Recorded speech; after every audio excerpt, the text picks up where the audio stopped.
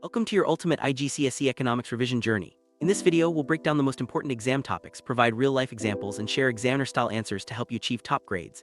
Economics is all about how societies manage limited resources to satisfy unlimited wants. Throughout this guide, you'll learn how to structure perfect answers, use diagrams effectively, and avoid common mistakes. Let's start by understanding why economics matters and how mastering these concepts will set you up for exam success.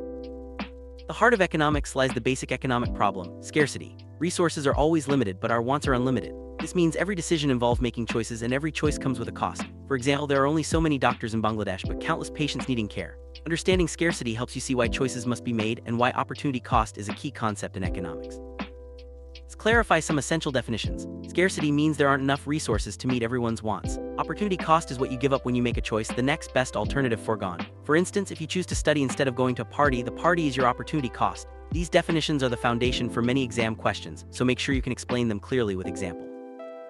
Economists classify resources into four factors of production: land, labor, capital, and enterprise. Land refers to natural resources like farmland. Labor is human effort, such as factory workers. Capital includes machines and tools, for example, sewing machines in garment factories. Enterprise is the risk-taking and innovation of business owners. Each factor plays a vital role in producing goods and services, and you'll often be asked to give real-life examples in your exam. Specialization means focusing on one task to become more efficient. For example, a tailor only stitches clothes instead of making shoes. Division of labor breaks production into steps. One worker cuts cloth, another stitches, and another packs. This increases productivity but can also have drawbacks like boredom or overdependence on one skill. Understanding these concepts helps you explain how businesses and economies grow. Because resources are scarce, every decision involves trade-offs. For example, a government may have to choose between building more hospitals or more roads. Whichever option is not chosen becomes the opportunity cost. This principle is central to economics and appears in many exam questions. Always remember to mention opportunity cost when discussing choices in your answers. Examiners often see students confuse scarcity with a simple shortage in shops or give weak definitions without keywords like limited resources. Avoid these mistakes by always including real examples and precise wording. For instance, don't just say scarcity means not enough stuff. Explain that it's about limited resources versus unlimited wants. Practicing clear definitions will help you score higher marks. Prices in a market are determined by the interaction of demand and supply. Demand is the willingness and ability to buy goods and services, while supply is the willingness and ability to sell. For example, if mobile phone prices fall, more students can afford them, so demand rises. Understanding how these forces interact is crucial for drawing and explaining diagrams in your exam. Several factors can shift the demand curve. These include changes in income, tastes, and fashion, prices of substitutes and complements. For example, if incomes rise, people buy more clothes. If Pepsi becomes more expensive, demand for Coca-Cola increases. If phone prices drop, demand for phone cases also rises. Always use real-life examples to support your answers. Supply can shift due to changes in production costs, technology, weather, and taxes. For example, if cotton prices rise, t-shirt supply falls. If new machines are introduced, supply increases due to faster production. Bad weather can reduce crop supply, while higher taxes can decrease supply. Understanding these factors helps you explain shifts in supply curves on diagrams. Market equilibrium occurs where demand and supply meet. If smartphone prices decrease, demand rises, but supply may fall if profits drop. The new equilibrium is at a higher quantity. Diagrams showing equilibrium are essential for exams. Always label axes and curves clearly. Practice drawing and explaining these diagrams for full marks. When income rises, the demand curve shifts to the right. This means people can afford more goods, so both price and quantity increase. It's important to distinguish between a movement along the curve caused by price changes and a shift of the curve caused by other factors like income or tastes. Always show shifts clearly in your diagrams. A supply curve shifts left when production costs rise, such as an increase in cotton prices for t-shirts. This results in higher prices and lower quantities in the market. Always practice drawing these shifts and explaining the causes and effects. Diagrams are a key part of high-mark answers. Elasticity measures how sensitive demand is to price changes. Price elasticity of demand, PED, is calculated as the percentage change in quantity divided by the percentage change in price. For example, if price rises by 10% and demand falls by 20%, PED is 2, meaning demand is elastic. Elastic goods like luxury watches see big demand changes with small price shift. Inelastic goods like rice or medicine see little change in demand even if prices rise. Necessities like rice or petrol are inelastic because people need them regardless of price changes. For example, even if rice prices increase, people still buy it because it's essential. This is why governments often focus on these goods when considering policies like subsidies or price controls. Understanding elasticity helps predict how revenue changes when prices change. For elastic goods, raising prices reduces total revenue. For inelastic goods, raising prices increases revenue. For example, a tax on cigarettes, inelastic, raises government revenue, but a price increase on luxury goods, elastic, can sharply reduce sales. Always link your answers to real-life examples for higher marks. Market failure happens when markets don't allocate resources efficiently. Key examples include externalities, public goods, merit goods, and demerit goods. For instance, factory pollution is a negative externality because it harms others who aren't involved in the transaction. Public goods, like street lighting, are not provided by markets because everyone can use them and no one can be excluded. Merit goods, like education, are underconsumed because people underestimate their benefits. Demerit goods, like cigarettes, are overconsumed because people ignore health risks. Governments often intervene to encourage merit goods and discourage demerit goods using policies like subsidies and taxes. Governments use policies to fix market failures. Common methods include taxes to reduce smoking, subsidies to support farmers, and price controls like maximum rent or minimum wage.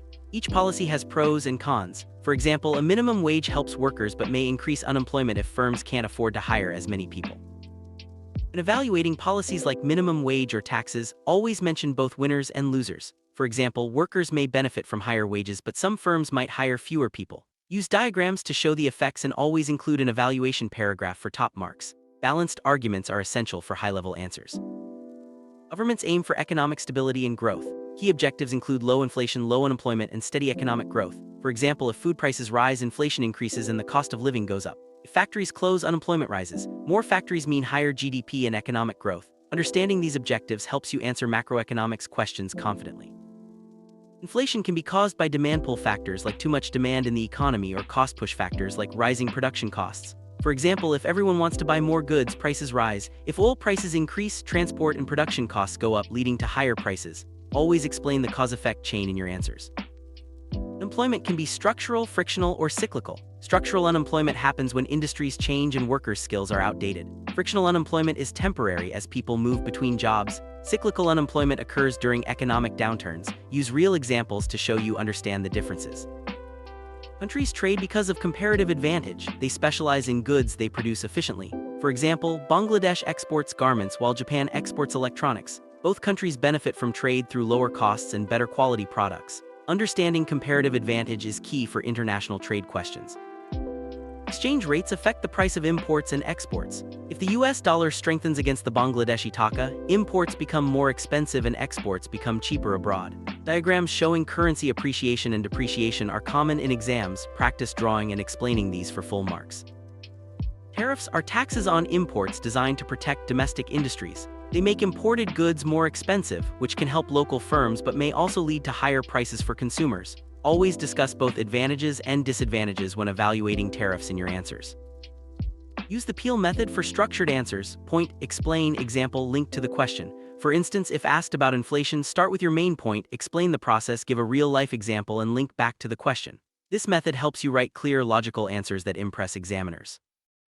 Diagrams are essential for high marks. Always label your axes price quantity, show shifts clearly with arrows, and add a title. Practice drawing demand and supply curves, shifts, and price controls. Well-drawn diagrams can make the difference between a B and an asterisk.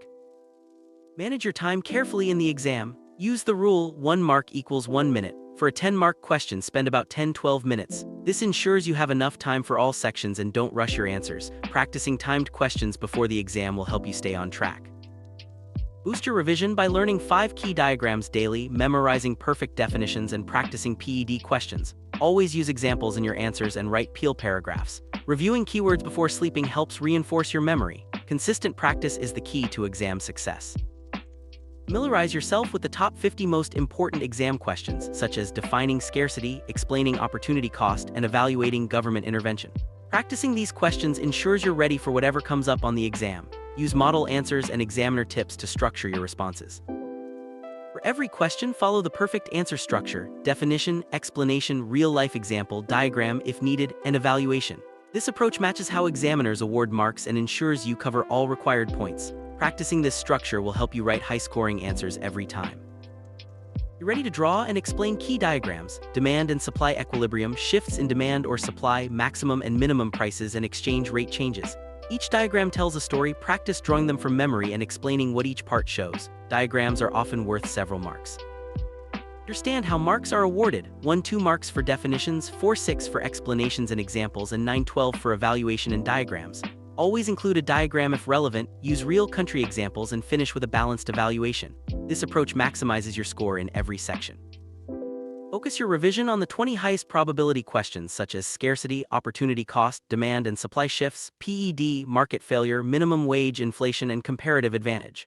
Mastering these topics gives you the best chance of scoring top marks on the exam. Plan your revision with a 1-week crash timetable. Day 1 covers basic economics, Day 2 demand and supply, Day 3 elasticity, Day 4 market failure, Day 5 government policy, Day 6 macroeconomics, and Day 7 a full mock exam. This structure ensures you cover all essential topics efficiently. Economics is all about chain reactions. One change affects everything else. For example, if interest rates rise, borrowing falls, investment drops, demand decreases, and unemployment rises, always explain the full impact of changes in your answers to show deep understanding. For every question, follow the exam success rule: definition, explanation, example, diagram, and evaluation. If you skip diagrams or examples, you limit your grade. Always add evaluation words like however or on the other hand for top-level answers. Use model answers to guide your practice. For example, when asked to define opportunity cost, say, opportunity cost is the next best alternative foregone when making a choice. Always add a real-life example, such as choosing to study instead of working. Practicing these sentences helps you write perfect answers under exam pressure. Work through full mock exam papers to test your knowledge and timing. Mark your answers using the official marking scheme and review any weak topics. This practice builds confidence and helps you spot patterns in exam questions. Before the exam, review your checklist, memorize definitions, practice diagrams, write out peel answers, and revise key topics daily. Make sure you can explain every diagram and give examples for all major concepts. This last-minute review ensures you're fully prepared. On exam day, stay calm and read each question carefully. Plan your answers using the peel structure, draw diagrams where needed, and manage your time. If you get stuck, move on and come back later. Confidence and clear structure are your best tools for success.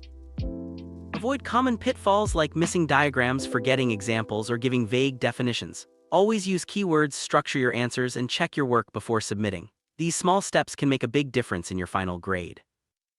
You've worked hard and covered all the key topics. Remember, top grades come from consistent practice, clear structure, and using real-life examples. Believe in your preparation and approach the exam with confidence. You're ready to achieve your AA in IGCSE Economics. Thank you for joining this complete IGCSE Economics revision guide. With these strategies, examples, and exam techniques, you're set for success. Good luck in your exams. Go and show what you know.